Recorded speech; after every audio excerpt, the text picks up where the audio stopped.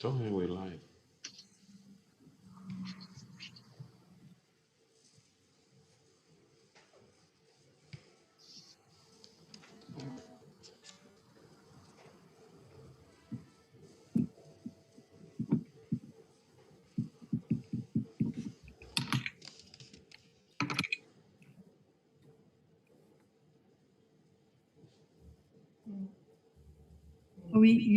You must tell us when you want us to start.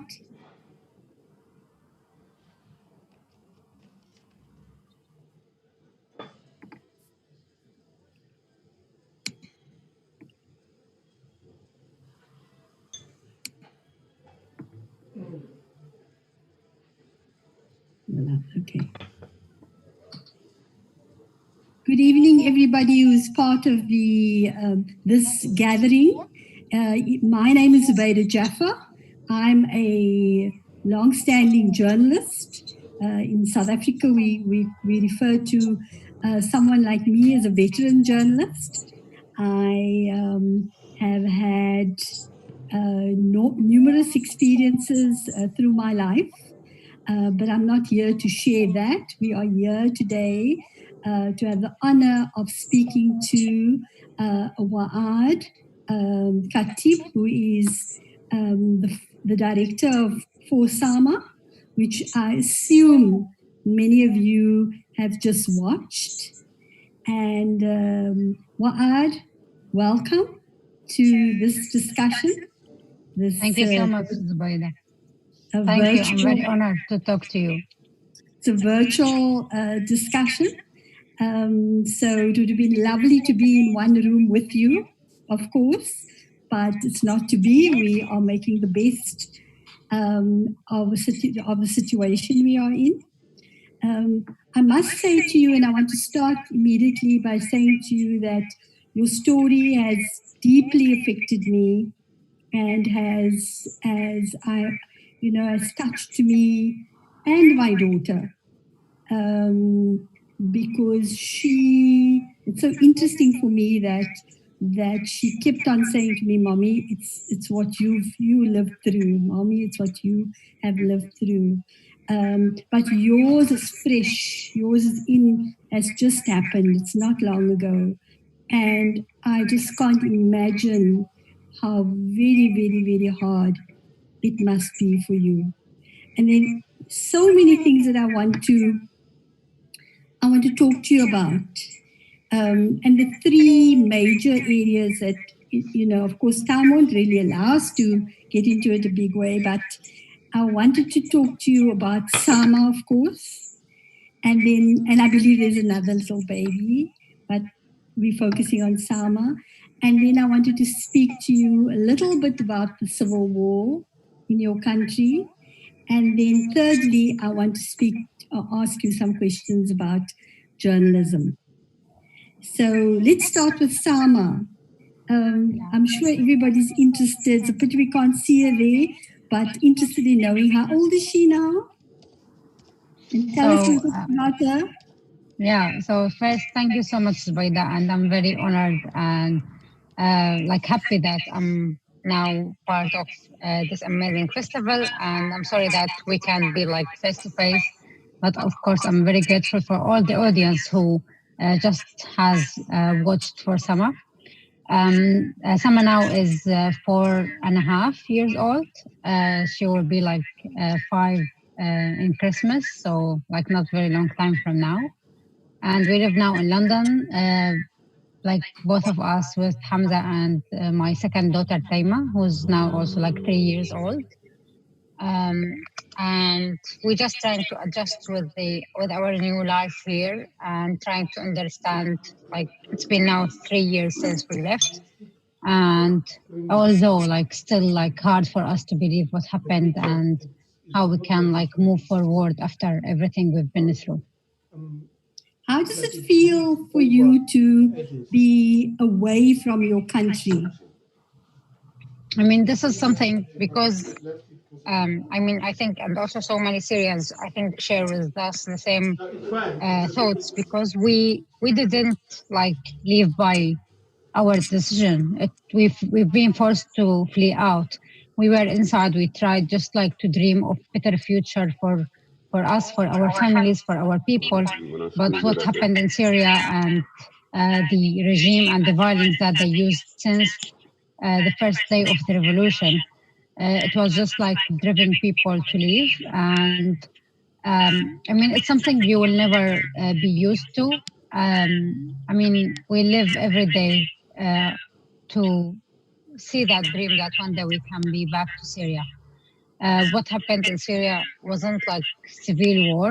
It was something like maybe complicated for so many people, but for us, it's something very, very simple. It's a revolution of normal people who try just to think and to dream of a better country.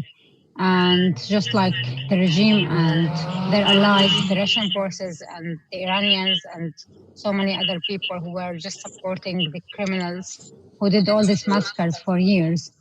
And on the other side, we have us, the normal people who, as I just mentioned, we were just dreaming of better life and we were trying to do everything we are able to do just to make this dream happen.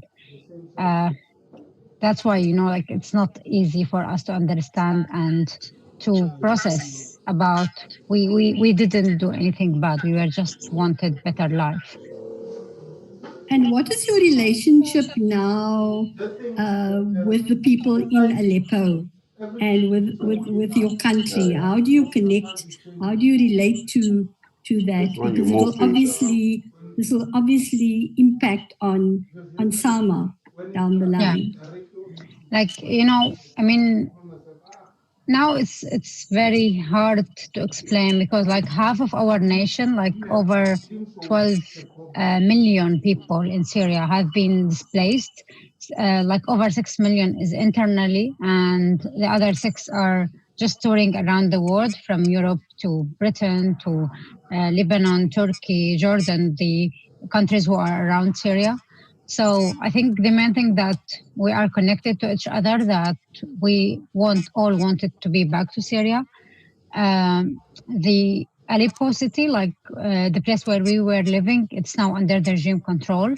So we have no connection with the people who are living there because it's just simply very dangerous for them to be in contact with any one of us. But also at the same time, we know what's happening. And now with the coronavirus, there was like numerous numbers of cases happening and the regime is not reporting any of these cases.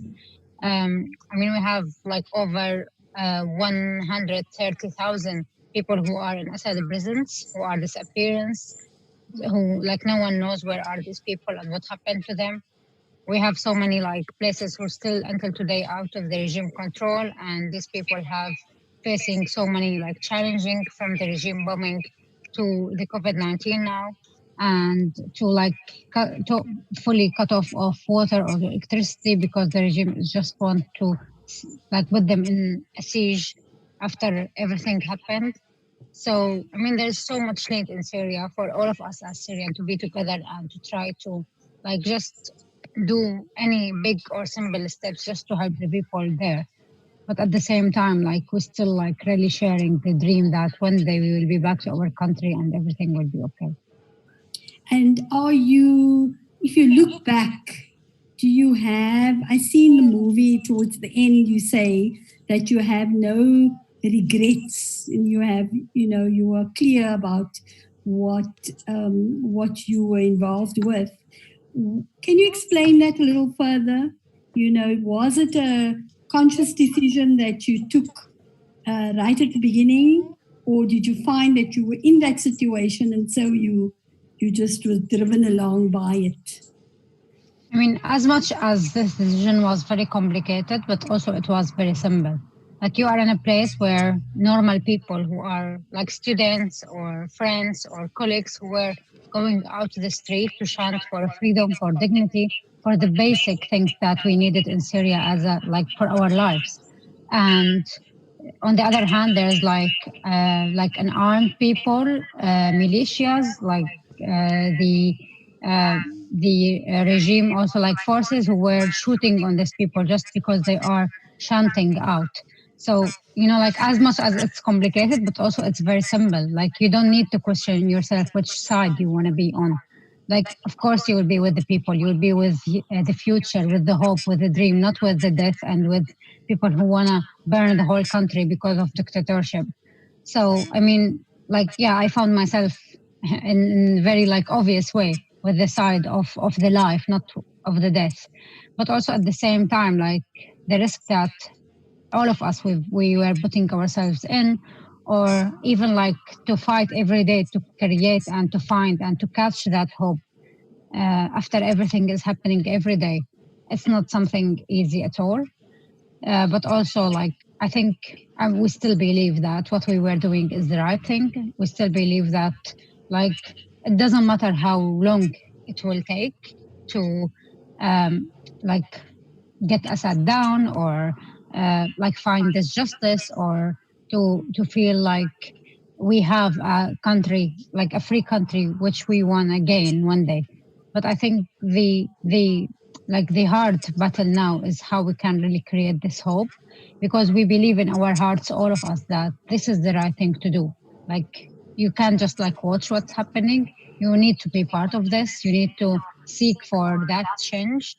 But of course, like, it needs time. And when you are not like just standing against your government, but also against the Russian forces, Iran militias, Hezbollah militias, and so many other like allies who are supporting the regime with forces, with armed, with armies, with weapons. So, you know, it's not just like an easy thing. But I believe that if we still like keep going and try to do everything we can do, trying to like bring all these small brothers from the free media to the amazing community or activists, to the great people who are seeking for justice and accountability. I think like one day we can really like gain that dream. When you were making this, I mean, filming these events, were you at all aware that, you know, it would have the kind of impact that it's having now? I know you say that many people, over 6 million people, were viewing what you were sending out, but at the same time now, your film is gaining such widespread, interest. Yeah. So, but when you were in that situation and you were making those little video clips, were you aware that this would be important for you to do for the future? Or were you just I mean, at that moment trying to make people aware, at that moment?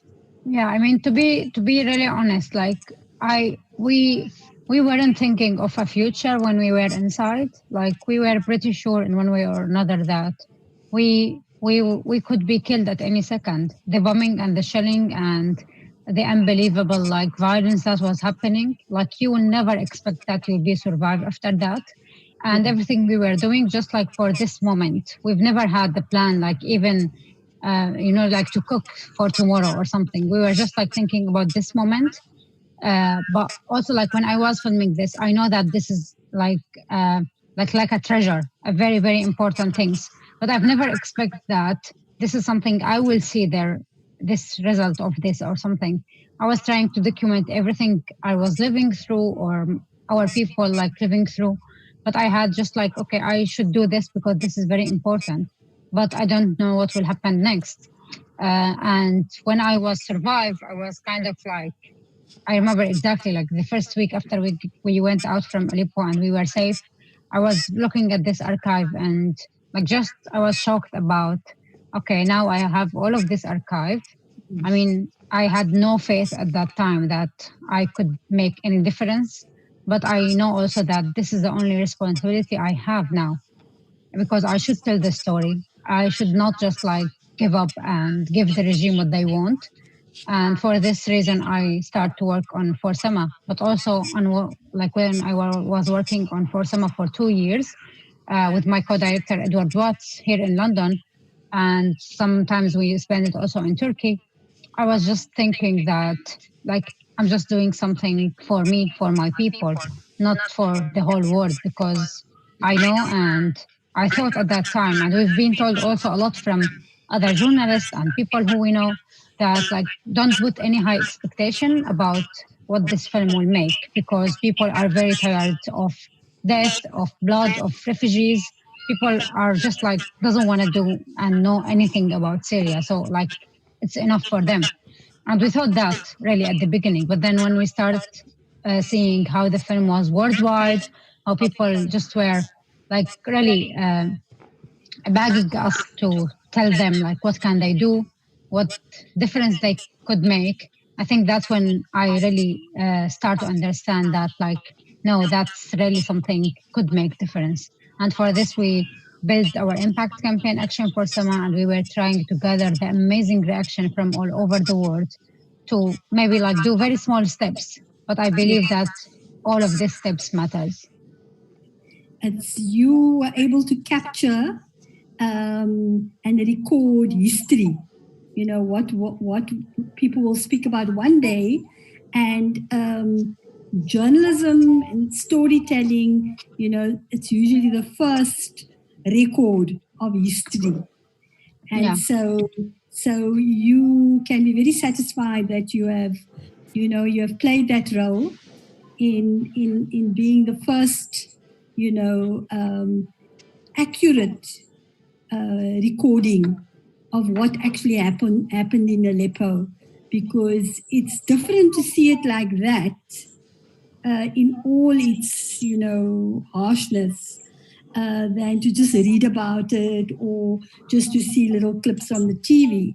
But to see it the way you did it really made an impression, really showed one how absolutely unjust and futile war is. How absolutely stupid we are as human beings to involve ourselves in such actions. So I must say thank you very much to you again. Thank you so much. No. For standing there, to stand there with your story and to show us that this was your truth. This is what happened. Yeah, I mean, I just want to comment on this because, yeah, I mean, I heard that a lot, but at the same time, there is so many other activists and citizen journalists who've been like recording for years in Syria, and Syria was in one like time, like really like flooded with all the news, and it was always like urgent news. But then, like after a while, when people start to use this like numbers or like news, people just like got tired of this. But this situation is still very bad. Like if you're not hearing that on the news, that doesn't mean that this is not happening. And if you just like saw my story, imagine how many others, like millions of stories of Syrian people who even like they may even record this and like did amazing like journalistic and documentation like work, even like better than me also, but they didn't get that opportunity to make their story like be enriched to the whole world. So I really like would love everyone just like to know more about Syria, to read more, to communicate with any person like about what's happening, and start to like stand against the propaganda that the Syrian regime and the Russian trying to do, starting even with telling the truth of what happened, or maybe using like very small like words, like what's happened in Syria. It's not civil war, and it's not what the regime wanted us like to say. It's revolution. If you want to say it, conflict, war, whatever, but it's like over what every one of us can expect. But you can know, you can talk about it, and you can also like do your role in this. Yes. So also like please join us in Action for Sama, and you can see that on social media and the website, and there's so much things for you to be involved in and to be part of this campaign too. How do you feel about the fact that your story is standing head and shoulders above all the other stories? Does that bother you, or are you comfortable? How do you feel? What story you mean? Sorry. I mean, this story, you say there are so many other people that have told the story. How do you feel about the fact that your story has attracted such a lot of attention? I mean, like, of course, there's part of me where very proud that I was able to tell this story in this way and make it very accessible for all the people. But also, like, on the other hand, of course, I feel like kind of like hopeless or like kind of like annoyed because, yeah, there's so many stories happening and there's so many people who are like did an amazing job, but this is not being reached to the whole world. And like I really hope that all of these people will get an important opportunity where they can like speak about their experience and their stories, and that's what we need really to support each other to tell our stories. And I'm not just talking about Syria, about so many other countries in this world and so many other amazing women who had like a very tough and hard experience, and this may like even inspire me for so many things for the future. So I hope really like everyone who's able like to tell their own story, like to do it and to do it in any way they feel like they can. But this is also very important for all of us. Stand there, stand. My message to you will be stand firm, because you know sometimes there are many, many stories, but sometimes you don't know for what reason, but a particular story, you know, gets the focus. And in doing that, it tells everybody else's story. So be proud, hold your head up high, and don't feel that, oh, I should hide and I shouldn't tell my story because there are No, I mean other I stories. should not hide, but I should like support other people to like Of for course, them to also to have that of course, platform.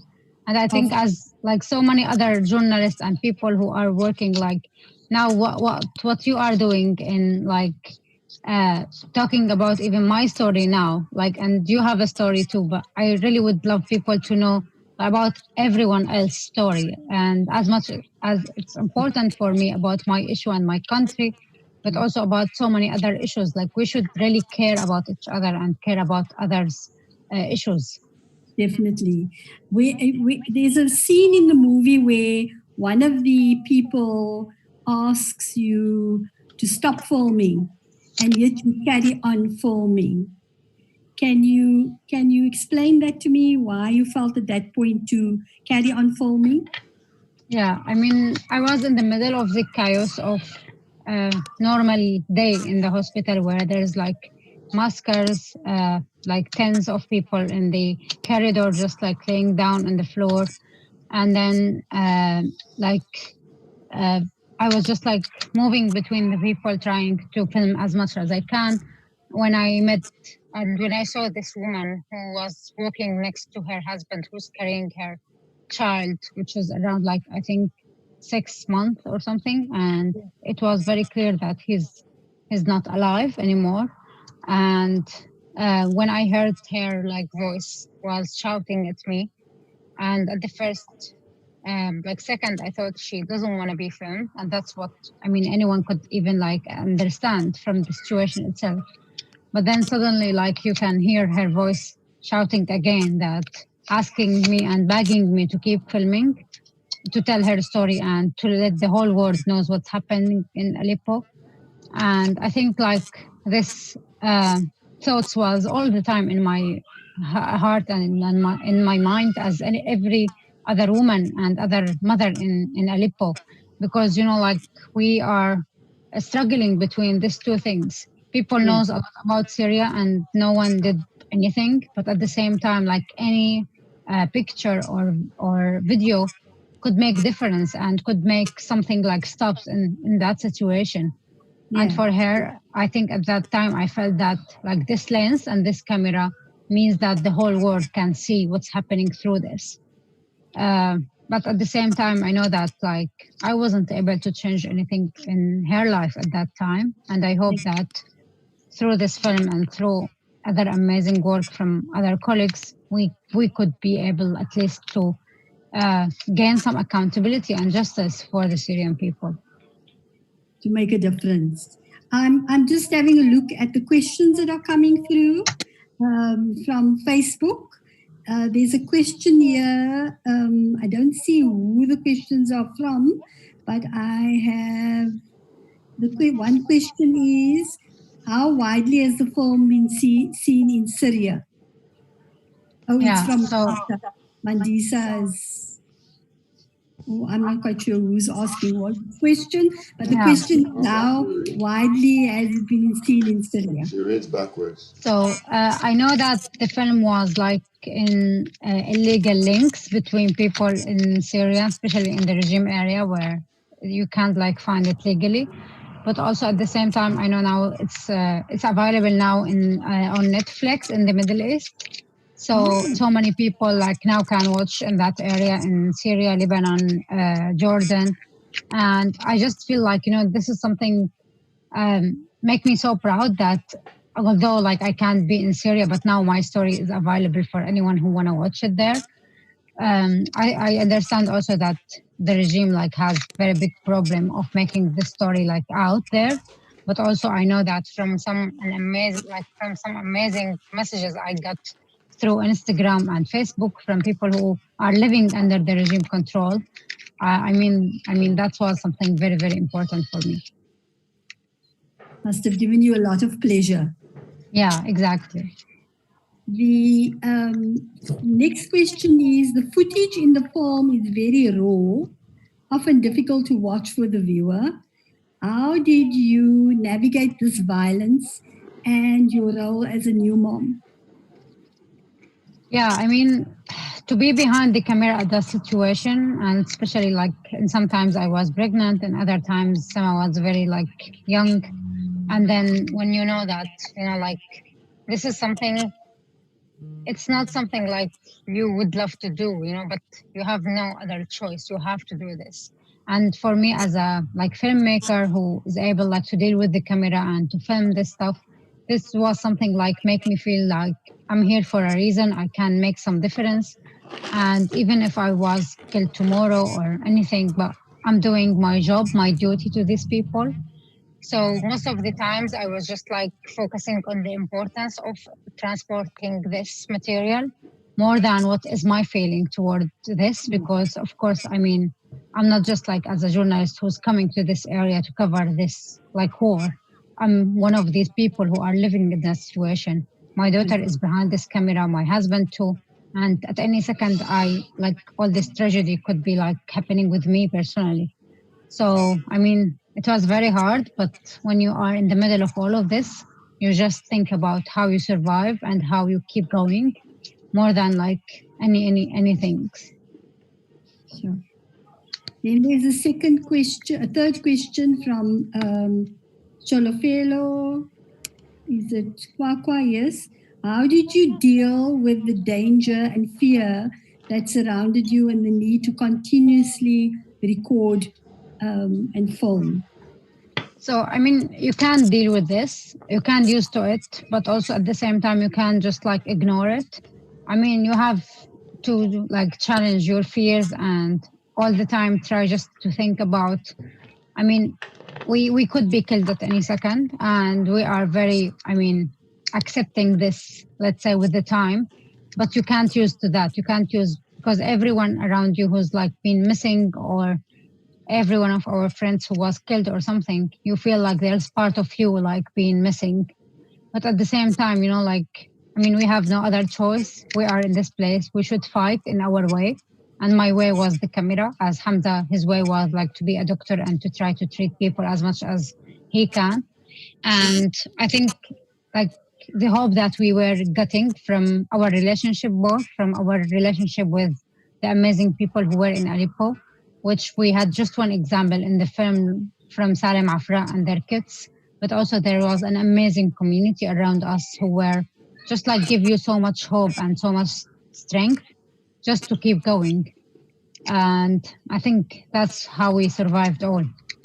And where are many of those people now, Waad? Are some of them with you, around you in London? So Salem and Afra and their kids, they were living in Turkey. And Afra now is in the UK, here with us in London. She's waiting for her family to join her after the family reunion, after she seek asylum in the UK. Most of the staff of the hospital, they still like function in Idlib. the last area out of the regime control. After they fled from Aleppo, they start a new hospital in Idlib, and they still working until today.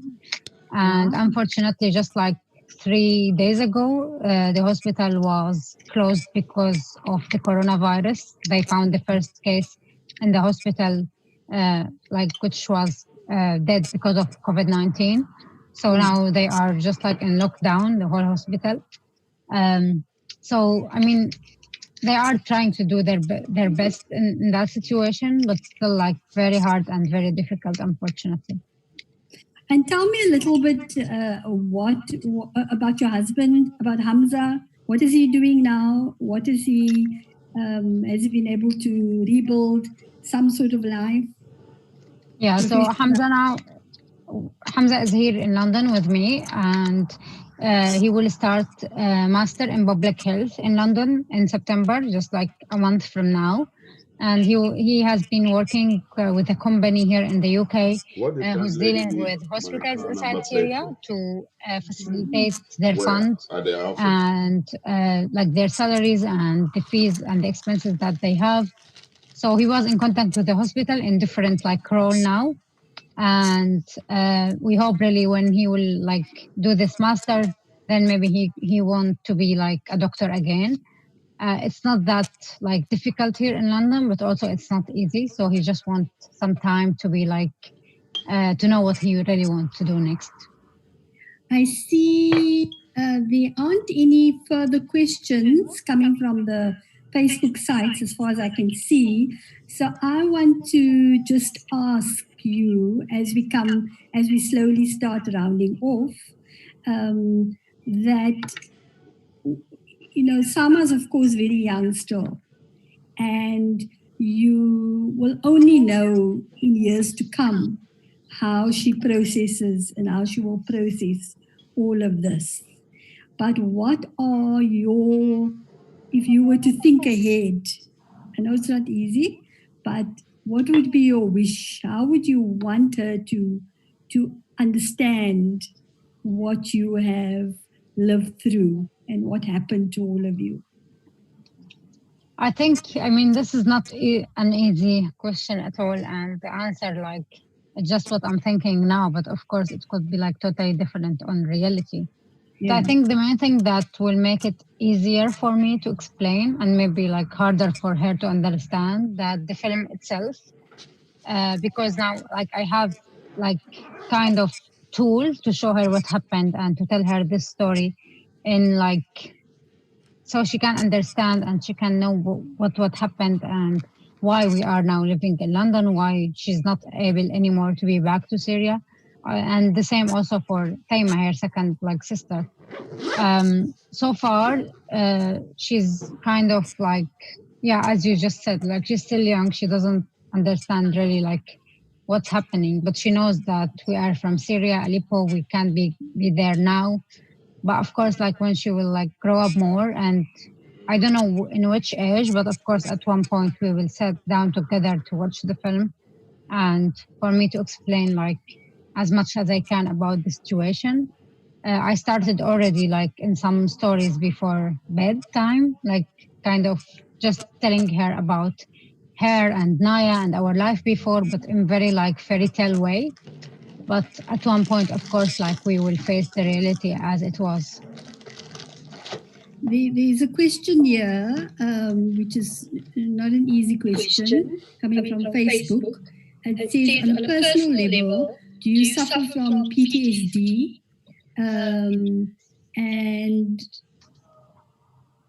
what has been the effect on the people?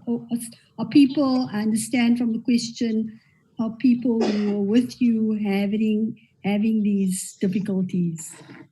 Yeah, I mean, of course, I'm suffering from PTSD as anyone who could like go through any hard situations. But I think what's still like not clear to me now that I'm not able now to like really face everything happened. I'm trying to process as much as I can. The film was one way to process everything happened, but it's not like I don't feel like I'm okay still after all of this. I think there's so much problems and maybe things that I'm living through now. And after a while, it will be clear to me, like, how is it and how I worked with this, but still, like, hard for me, like, just to accept this. So far, I'm not accepting that we are out of Syria. There is kind of like guilt where I think me and any Syrian who survive have toward our country, toward the people who we lost. And I think this guilt is the most the hardest things we have so far. But also at the same time, I know that like this is something I could live with for the whole of my life. Yes. And I need help, of course. I mean, I can't do that by myself. But also, like, children are like kind of processing this in one way or another. Like looking at you, like at Sama and Taima now, how they grow up, how I should be like fine most of the time for them. But also, on the other hand, it's something like not easy at all because you need to like live that. You need to be sad for this, but you can't because like you have small kids. So Yes. we still like now navigating this and trying to understand, trying to face, but like it needs time. It's not just something like easy. Yes, definitely. Then there is it says here for you've been nominated, or the movie's been nominated for numerous awards, and what the person wants to know is what was your best wish for the film at the beginning? What Yeah, was, as I was just like mentioning before, like when I was filming this, I had no idea that will be a film. And even when we were working on the film and editing, and we know that okay, this is now will be a film, but I will never be expecting that like this film could be, I mean, BAFTA nominated or Oscar nominated or all of this amazing awards that we got through last year. And we've been told a lot, as I just also like said that before, like no one will come to watch another Syrian film. And like for me, it was something that makes sense because I lived through this. I did so much like reports for the news, and nothing changed on in our life. So why now people will care?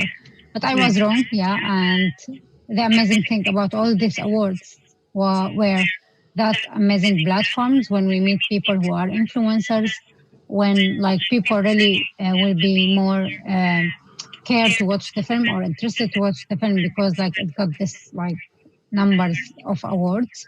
So I was really like happy with every like one of this, and in every place we met so many people, an amazing audience, people who are decision makers and they can do make difference in our situation, and also people who are just like give us so much like love and care. And I think in all this like level, it's all important. you and your family deserve lots of love and care and support. And often, when we are people live through these experiences, they don't say that they need, the support that they should be getting. So I hope that Waad, as we round off now, and say thank you very, very much for this fantastic piece of work, this fantastic Thank you so film much. that you made. But to say also that at a personal level, and for somebody who has seen so much in my own country, that, be kind to yourself. Be kind to yourself and your family and your children, because you have been through the roughest of rough experiences, and you are strong, and the human spirit is strong and resilient generally, but the human spirit is also just human, and Yeah. is injured. So I hope that we will be in touch privately, as we said at the beginning, and that some of my experiences will help you also, because I've lived with it for a bit longer than you. But just to say thank you very much again, and on behalf of Encounters, that you prepared to come and be interviewed and to chat with me. And I wish you only the best. Thank you so much, Zubaida, and thanks for the amazing festival and for all the people in South Africa who watched the film. Thank you. Pleasure.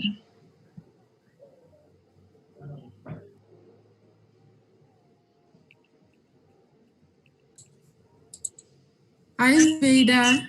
Hi.